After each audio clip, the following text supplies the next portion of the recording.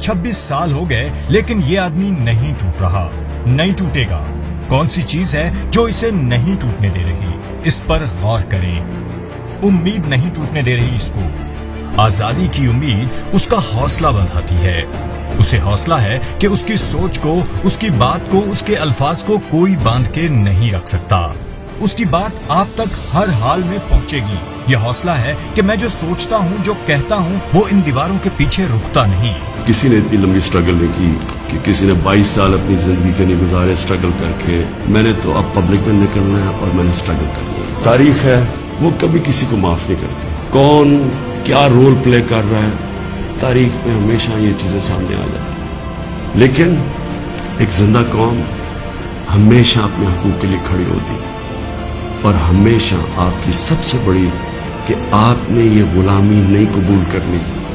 एक आजाद कौम की तरह आपने खड़े होना है। इय्याका नअबुदु व इय्याका नस्तईन, ला इलाहा इल्लल्लाह, कोई खुदा नहीं अल्लाह के सिवा।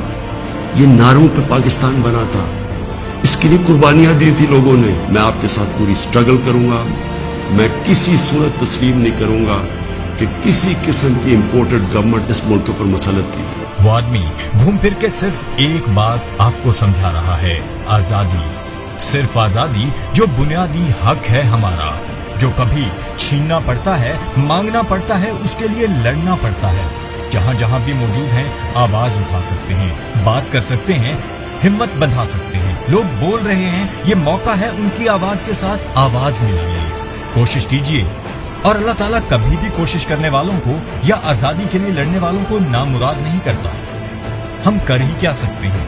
हक को पहचान के उसके साथ खड़े हो सकते हैं। जालिम के मुकाबले में मजलूम का हाथ थाम सकते हैं। अपनी दानिस्त में फैसला कर सकते हैं कि क्या ठीक है और क्या गलत। जो ठीक है उसके साथ खड़े हो सकते हैं।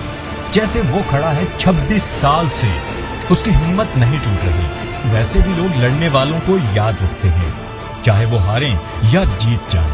पीठ दिखाने वालों को कोई याद नहीं रखता।